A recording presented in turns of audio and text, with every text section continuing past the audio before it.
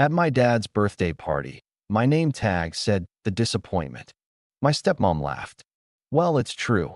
So I stood up, clinked my glass, and said, I'd like to make a toast to the last time you'll ever see me. Dad choked, but the real shock came when I walked out the door and left behind one final. I'm 32F, and if you asked my dad, he'd probably tell you I'm his biggest disappointment. Not because I'm in trouble with the law, not because I'm jobless, not because I've done anything actually bad, but because I chose to live my life on my own terms instead of following his plan for me. My dad, James, is the kind of man who likes things his way. He has always been big on control, appearances, and most of all, family loyalty, as long as that loyalty benefits him. When my parents divorced, I was 10. It wasn't an ugly divorce, at least not outwardly, but my dad moved on fast. Within a year, he was remarried to Stephanie, a woman who had 2 kids from her previous marriage, Hunter and Olivia. And that's when everything started to change. At first, I really tried. I was just a kid, and I wanted my dad to be happy. Stephanie was nice in that fake sweet kind of way, overly enthusiastic in public, always making a show of how she was trying to blend the family. She'd hug me a little too tightly and say things like, I just know we're going to be best friends. But behind closed doors, it became pretty clear that she only had one priority, her own kids. My dad, who had always been involved in my life before, suddenly had new priorities. He went from being my dad to being their dad. It was small things at first, like missing my soccer games, but never missing Hunter's. Forgetting to pick me up from school, but always being on time for Olivia's dance recitals. Then it escalated. By the time I was 14, I was expected to babysit them, help with chores that they never had to do, and act like a good big sister while they got away with everything. If I ever complained, my dad would sigh like I was exhausting him and tell me, they need more attention, you're older, be mature. Stephanie, on the other hand, had a more direct approach. She'd just call me selfish. The final straw was when my dad drained the savings account my mom had set up for me, money that was supposed to be for my college tuition. My mom fought hard in court to get that money back, but by then, the damage was done. I was furious. I barely spoke to him my last year of high school, and when I left for college, which I paid for on my own, I only came back for the occasional holiday. Years passed, and my relationship with him never really recovered. I still got invites to family events, but they always felt more like an obligation than a real effort to see me. I could tell that to my dad and Stephanie. I was just the difficult child who refused to play happy family. Hunter and Olivia, on the other hand, were the golden children. Which brings me to my dad's birthday party. Stephanie was throwing a huge party for him. One of those over-the-top, invite everyone we ever met kind of things. I wasn't planning on going, but my aunt, one of the few family members still on my side, convinced me. Just stop by for a little while, she said. Maybe things have changed. Spoiler, they hadn't. The moment I walked in, I felt it. That familiar, unwelcome tension. People I hadn't seen in years were there. But instead of warm greetings, I got polite nods. Conversations flowed around me, but no one really included me. I saw my dad across the room, laughing with some old friends, but when his eyes landed on me, his smile flickered for half a second, like he was surprised I actually showed up. I was already regretting coming when I noticed a small table near the entrance. It had name tags. Stephanie had done this before at past events, claiming it helped people mingle. It was her thing. Most of the tags were normal. Uncle Mark, Cousin Rachel, Neighbor Tom, and then I saw mine. And I froze. Because my name tag didn't just say my name. It said something else. Something that made my stomach turn. I picked it up, staring at it, and from across the room, I heard a familiar laugh. Stephanie's. She was watching me, a wine glass in hand, an amused little smirk on her face. I clenched the name tag in my fingers, heat rising in my chest. This was not going to go the way she thought it would. I stood there for a moment, gripping the name tag between my fingers, my brain taking an extra second to process what I was looking at. It had my name, but underneath, in smaller letters, someone had written, "The disappointment." At first, I thought maybe it was some kind of joke, some awful, tasteless joke. Maybe a cousin trying to be funny.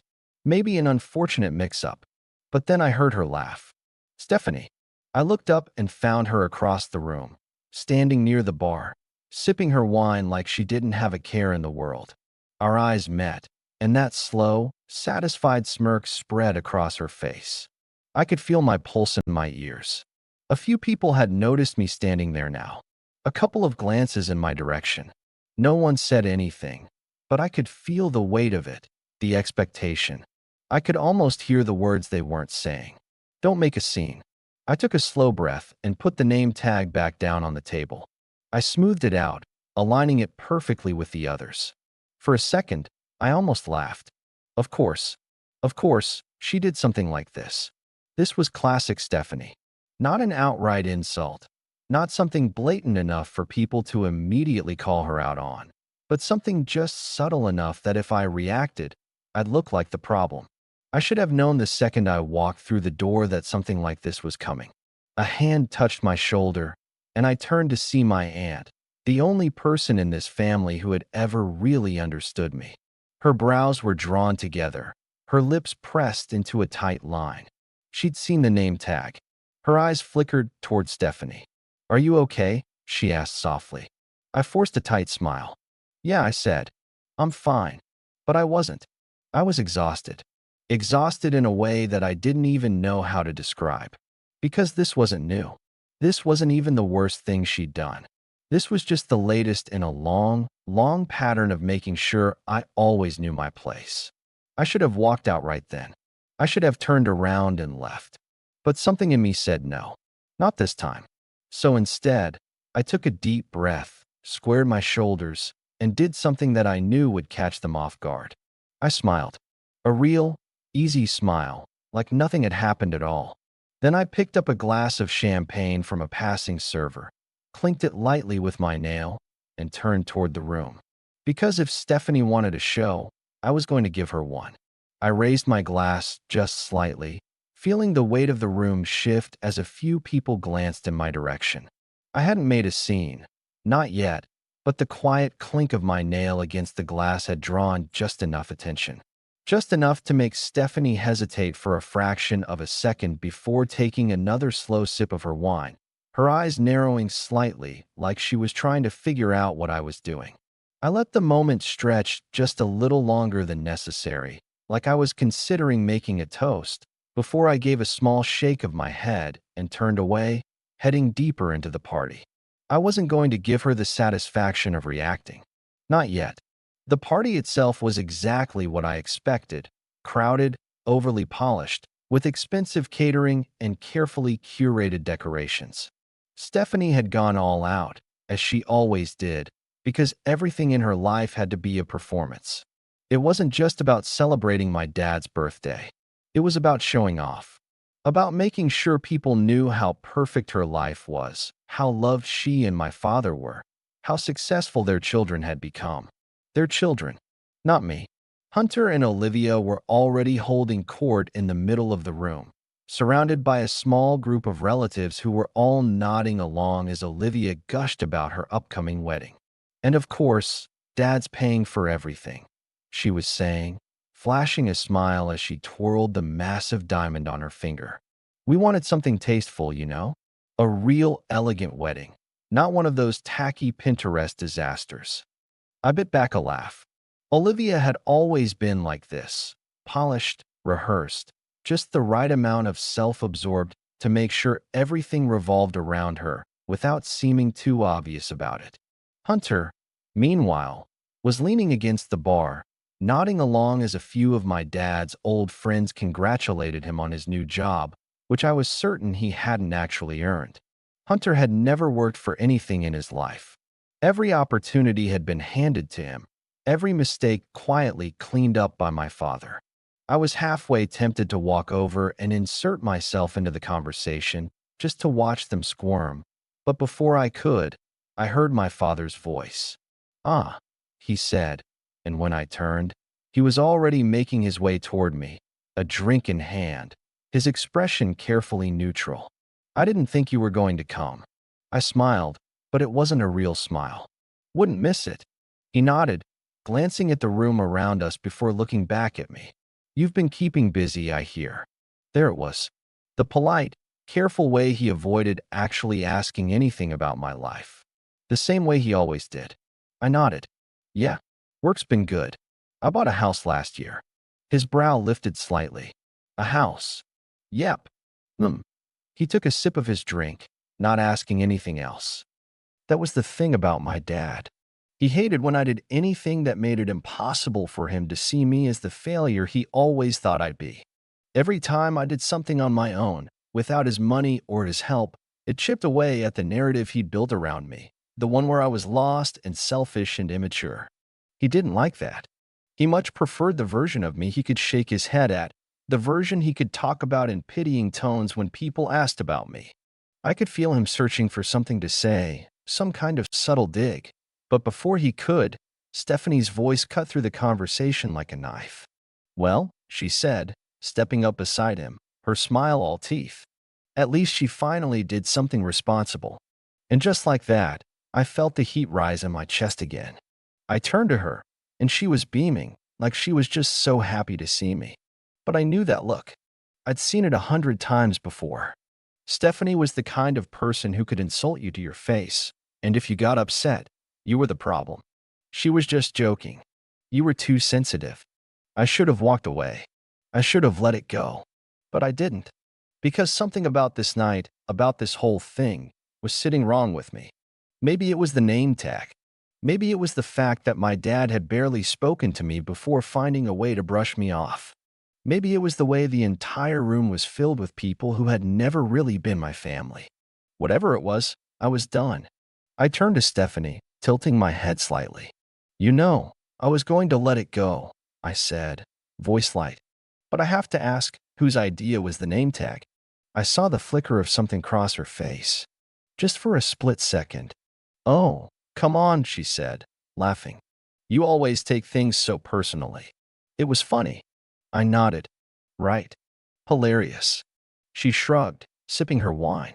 You know, if you spent less time being angry all the time, maybe you'd be. I held up a finger, cutting her off. Actually, I said, voice calm. I think you're right. Her eyes narrowed slightly. About what? About making a joke, I said, turning slightly, raising my glass. Because now that I think about it, I have a joke, too. She blinked, caught off guard. My father shifted uncomfortably beside her. And then I smiled. Slow. Easy. I'd like to make a toast. And just like that, the room started to go quiet. Not all at once, not immediately, but conversation started to die down as people turned toward me, curious. Because people love the toast. Especially an unexpected one. I could feel my father tense beside me. Stephanie let out a small laugh, shifting her weight like she was trying to brush me off. Oh, come on. You don't have to. I held up a hand, still smiling. No, really. I insist. The weight of the room shifted as more people turned toward me, curious murmurs rippling through the crowd. A few guests grabbed their drinks, ready to indulge in what they assumed was just a light-hearted toast. They had no idea what was coming. Stephanie's smile had tightened at the edges, but she was still playing it cool, still holding on to the idea that I was the same person she'd always known, the person who swallowed every insult, who let things slide, who never really fought back. My dad, on the other hand, wasn't so composed. He knew me better than she did. His grip on his glass tightened, and for the first time all evening, he looked directly at me, not through me, not around me, but at me.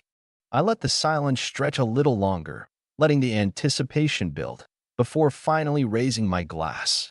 To my father, I began, my voice light, almost conversational. And to Stephanie, of course. Because without them, I don't think I would have learned one of the most valuable lessons of my life. I paused, taking a slow sip of my champagne. Stephanie let out a small, breathy laugh. Oh boy, here we go. A few people chuckled.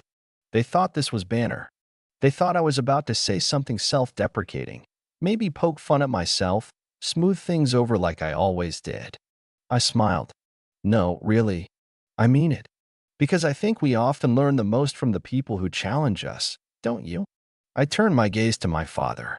Dad, you always told me that family is supposed to build each other up, that we should support one another, celebrate each other's successes. My father's throat bobbed as he swallowed, his grip tightening on his drink. He didn't like where this was going. And I used to believe that, I continued. I really did. But then, somewhere along the way, I realized something. The room was almost completely silent now. Stephanie's fingers were curled so tightly around the stem of her wine glass that I half wondered if it would snap. I set my glass down gently on the table beside me. I realized that, for some people, support only exists when you fit into the version of yourself they want you to be. That as long as you play the role they've written for you, whether it's the golden child or the black sheep, they'll keep you right where they need you. And if you step outside that role? I exhaled sharply, shaking my head. Well, that's when they show you how they really feel. I heard a few uneasy shifts in the crowd, people glancing at each other. Olivia looking at my father, waiting to see his reaction before deciding how she should feel. I saw Hunter smirking, like this was all just entertainment to him. And Stephanie? She was still smiling, but her knuckles were white. I used to think that if I just proved myself, if I worked hard, if I was successful, if I played by the rules, you'd see me differently, I said, my voice softer now, but no less steady. But I get it now. It was never about me. It was never about what I did or didn't do. Stephanie opened her mouth, probably to cut me off, but I didn't let her. I turned my attention back to my dad. Because, at the end of the day, I was never supposed to succeed, was I? His expression flickered, just for a second. I let that hang in the air before I exhaled, rolling my shoulders back. But I did. I built something for myself. I made a life that has nothing to do with this family, and let me tell you, it's been the most peaceful, fulfilling thing I've ever done. I could see the questions forming on people's faces. The doubt, the curiosity, because they had no idea what I was talking about.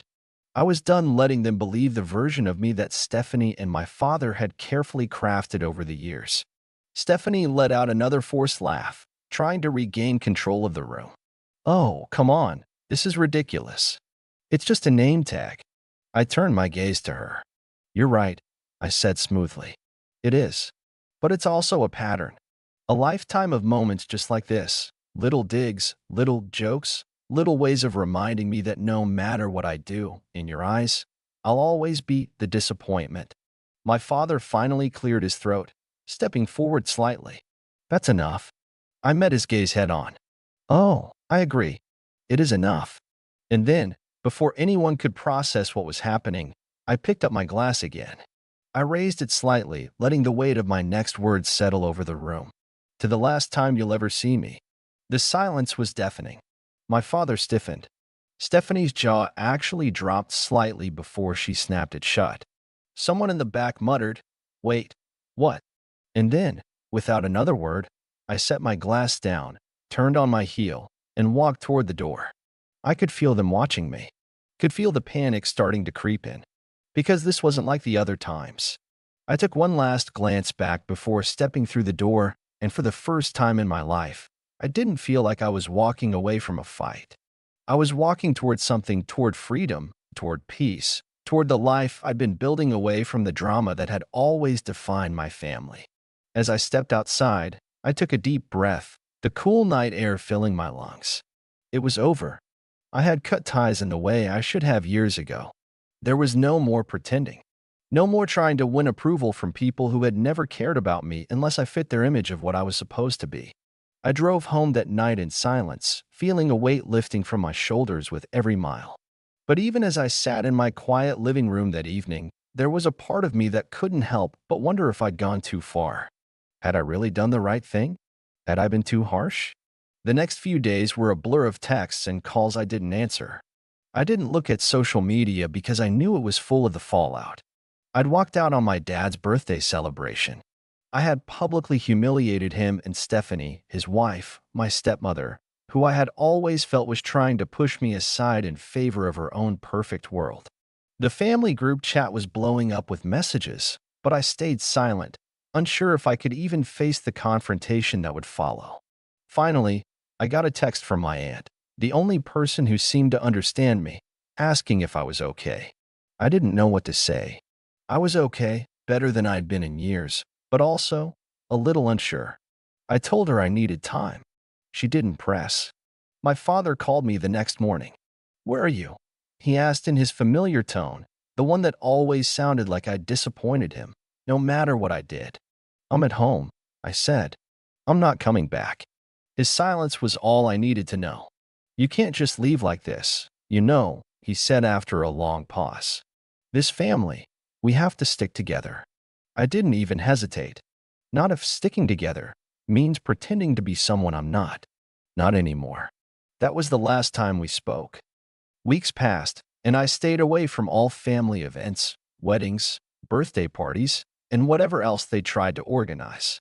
The rest of my family either fell into line with my dad and Stephanie's view of me or pretended like nothing had happened.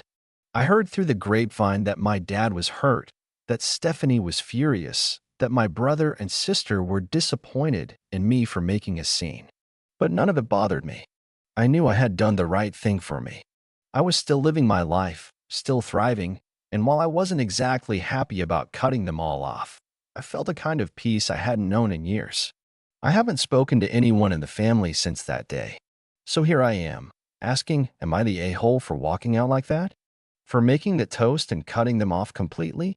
Did I take it too far? Or was I justified in finally standing up for myself? I know I'll never get my dad's approval. I know I'll never be the daughter he wanted. But part of me thinks that maybe I've finally figured out that I don't need to be. So, Reddit, let me know. Was I out of line? Or was this long overdue? If you enjoyed this story and want to hear more content like this, make sure to like and subscribe. Don't forget to drop a comment below sharing your thoughts. Do you think they went too far? Or was the fallout completely justified?